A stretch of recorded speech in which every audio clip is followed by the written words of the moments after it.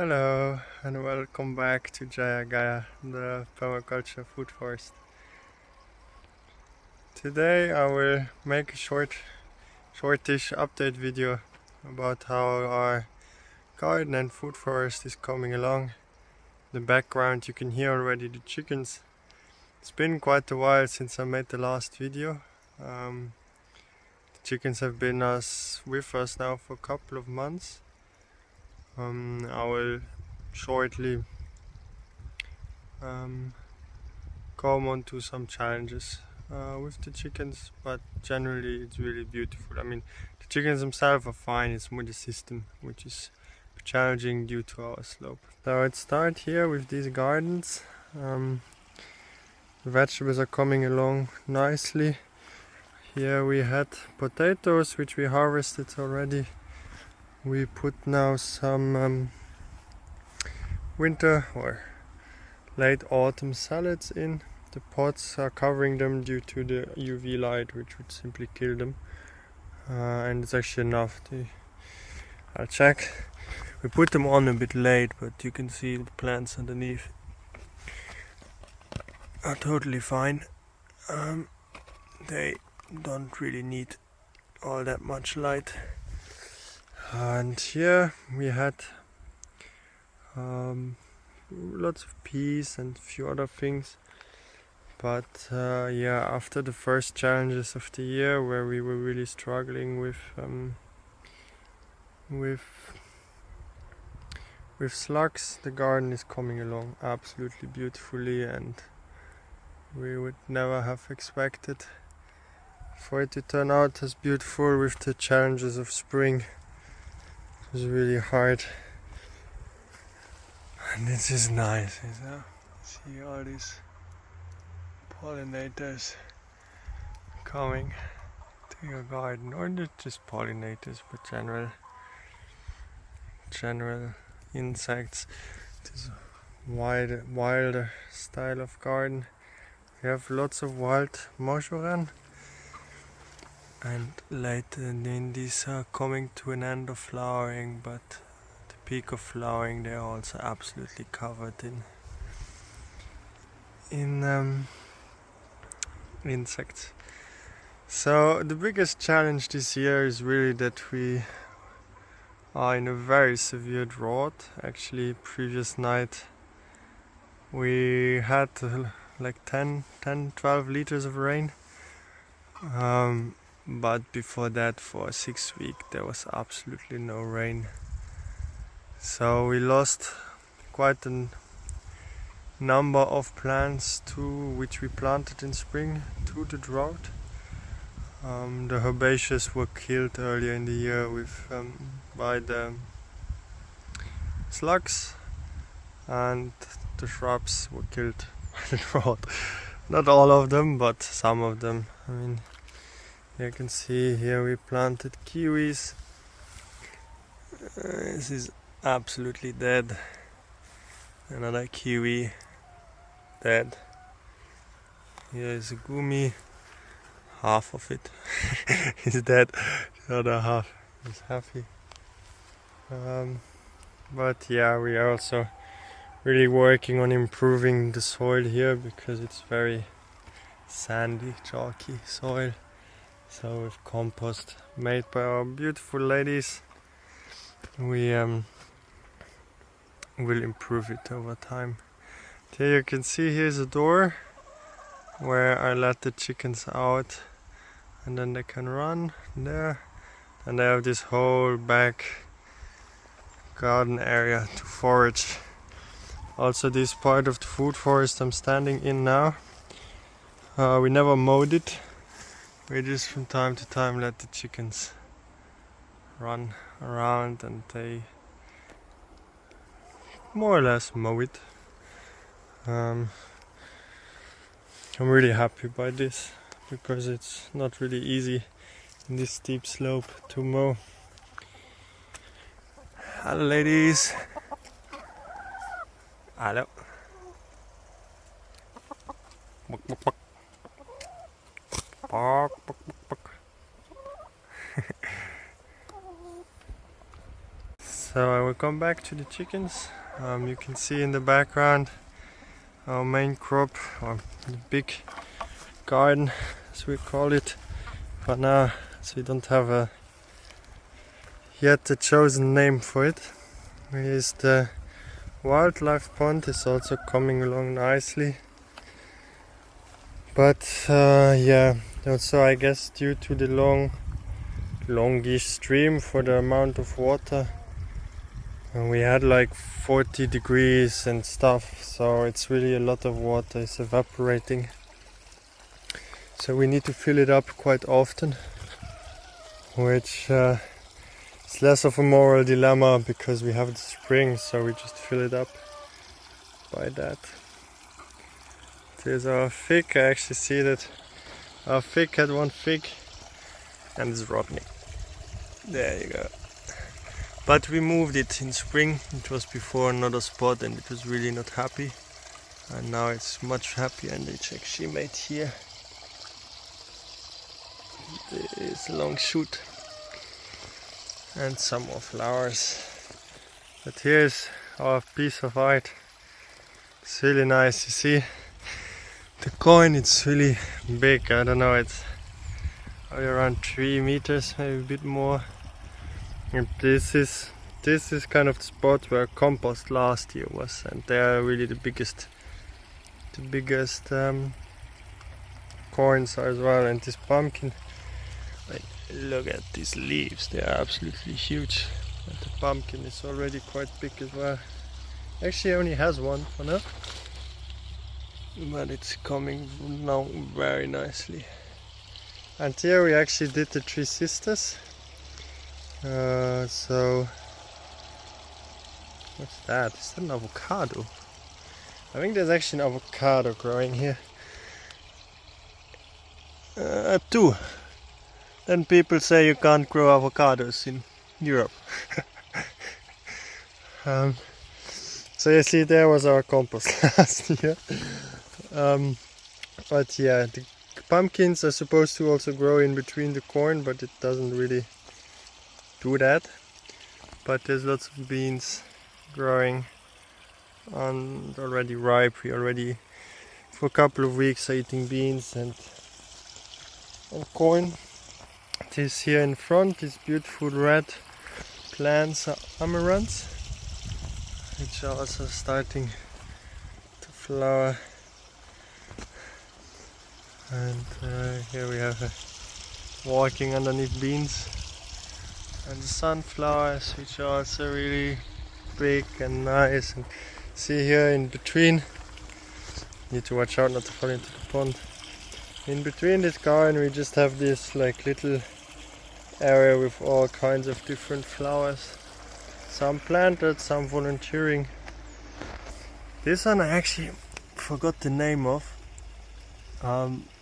But as far as I remember, it's the plant which refills the nectar the quickest on the world. I think like if a bee comes or an insect comes and sucks it empty, all the nectar, within 15 minutes they fill back up.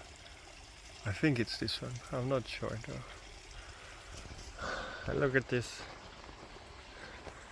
beautiful sunflowers. It's really 2 bees in one sunflower. It's really nice. And we have all kinds of chilies, kales, celery, root and leaf, more chilies, more celery, very big cosmos. It's the favorite plant flower of my wife. Then in between you have like the pumpkins and a bit taking over, but you have tomatoes, more bush beans, and in between there's also salads and silver beet and basil and this and that, whatever came kind of. This nasturtium here, it's a beautiful ground cover as well, but we realized this year with plants which are growing bigger, like in between your corns, this would also be nice, or beans, but this one here doesn't seem to be very happy. And there, back there, we planted some more beets and carrots. which I think are actually not so happy. See here the beets. There are little beets, but I don't see no carrots. Yeah, then here another bed of potatoes and broccolis. You actually can. It's the best is to harvest them young, never to let them get to this like shop size, because then you get only one or a few more. But if you harvest them small, they're much nicer, and also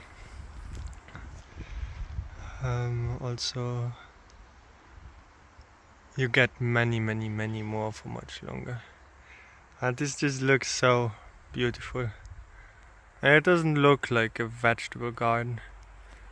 We get so many vegetables out of this. Looks a bit like the English old cottage garden. I really love this. And here we had this big hedge. It was all big like there. And you see it, we cut it in spring and we shoot it quite vigorously. And then from next year we'll kind of keep it at a certain size. It's the greenhouse where we have on the entrance this sage. These were actually cuttings. All of these grew this year. It's quite crazy. And we planted them here to attract bees in. It works very nicely, as you can see. There was one more. But in the day, this is really many bees are in here. And it's important to get the bees into your greenhouse to fertilize your melons. And I'm actually not sure if tomatoes need fertilizing, but or pollinating. But yeah, this looks a bit of a mess, but we like it that way. All these sugars being sent by the plants into the soil to feed the soil food web. It's absolutely beautiful and nice, and we're the long shot here. It's not about having a bumper crop each year and having to put on loads of fertilizers and stuff. It's about slowly nurturing the soil to have a balanced food web and in the long run very healthy plants. Ladies, these are actually generally quite old. I don't think any of them have less than 2 years. This lady here has 6 or 7, and this one as well. Not you darling, that one. So we really don't get too many eggs, but we don't do it for that. Eggs are definitely one side product, but mainly we do it for the compost and just having animals around. Here's the entrance to our chicken area. So the idea was to have the whole thing absolutely covered in wood chips, like carbon wood chips, straw, whatever. But chickens are tirelessly working on not allowing us to make this happen on the slope, so it doesn't really work. And especially because it was so dry, everything was very light and didn't stick. The bacteria and fungi they didn't exist basically because it was just too dry. So it all just fell down constantly, and that's why it looks the way it looks. Beginning, I used to each day flip this back up, but then with time, having to go back full time to work and so on, it really didn't work. So what we do now, we bring our food scraps, which we pick up from different organic food shops, put them down here, and then the chickens eat, and then every other week we flip this here, we pile it up, the chickens pile it down, and yeah, like this we generate compost, which we already are using throughout the garden. So I piled it up now. These are the two piles we have ongoing at the moment, and this is already further processed. You can see that the material is starting to become finer. There are no vegetable bits anymore, whereas here you can clearly see that it is much more coarse material. And now with the rain, got some humidity back, so yeah, I had to turn it now in order to make sure that it gets enough oxygen in there. Otherwise you start seeing this ashy white color, which are actinobacteria, which are starting to tell you that oxygen levels are starting to become depleted. And then we feed them also soaked cereals every day. Just a slow, small mark. It's really important to have at least one area with constant shade, or it doesn't have to be constant shade, but that over the course of the day they constantly have one area where they have shade. Because with temperatures like we had, they would probably, I don't know what would happen to them, but they would definitely suffer. So this is our chicken house. It's just scrap wood, which I used. I put it together. I left these vents here on the opposite side. I still have to make like little flaps to close this during the winter. And this is the inside. Just with from tuyas which we cut downstairs, we made roosts. It's important for the chickens to be able to roost. We use a deep litter method, which, as you can see, they are constantly mixing up. And I will later use. There's actually one lady resting, laying an egg. I don't know. Wonder what this is. Big white fleck. I don't know. Maybe somebody knows. Can tell me. Maybe one chicken had some crazy diarrhea. I don't know. But yeah, 3 nest boxes, which is completely overpowered for our 9 chickens, of which most of them don't lay an egg each day, by far. So mostly they just use the one where the lady is anyhow sitting in.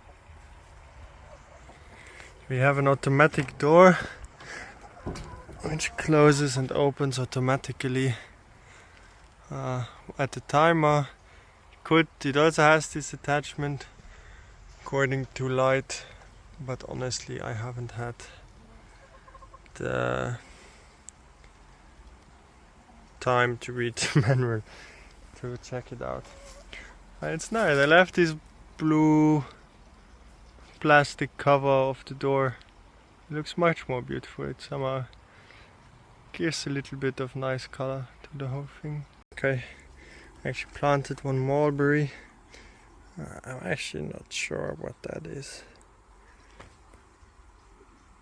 I think it's a elderflower, but the leaves totally not look like elderflower, so I don't know what it is. And one berberitze and one grape, which our son killed. Interestingly enough, here in the back we have one grape growing, and it doesn't make fruit this year yet, but maybe next year it will make fruit. And I put these ropes up and we're training the grape along to go over to give the chickens more shade during the summer, and yeah, maybe a potential food in autumn. Going up now here through this little forested part, because we have this IBC tank on the top, and these tubes running down for different taps along the hill to water.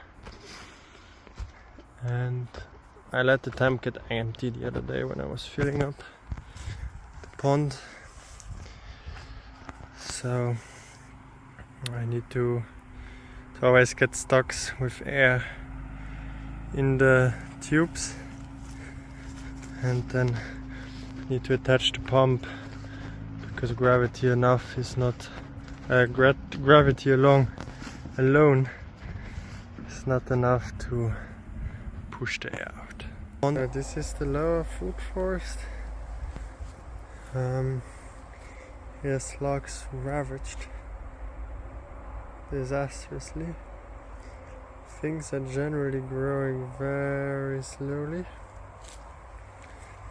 We put comfrey barrier here, which also not all of them survived, but it basically goes all the way here to there to keep out the grass from the wood chips. Yeah, the wood chips are slowly decomposing. I mean, generally the problem is that it was simply too dry and the wood chips didn't decompose. Anything decomposed basically. Yeah, we'll try to sow clover in between in autumn, and hope that it will further decompose over the winter. And then I really hope that next year it will all grow much more. This corner is actually much happier. Might also be down to having wood chips which have a much broader variety of wood in it, and a thinner layer of wood chips, because here is very thick layer of 30 centimeters partially. Yeah, this is our happiest member, Mulberry. It's growing like crazy.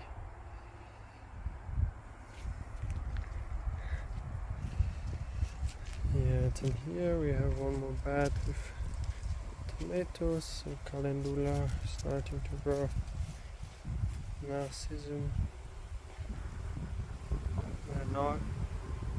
nasturtium, which is not really growing, some chives in the middle. Yeah, this is this. And you see our pond is quite green, because there's simply almost very little amount only of water coming from upstairs, from the hill, from the spring, and we will get shells now, which will help us make it a bit cleaner. Yeah, the chickens are happy finding some goodies. Now there are enough goodies, and then later you will see them on the mountains pushing it down to find some more goodies. That's it for me. Enjoy, and if you have any questions or remarks, please share.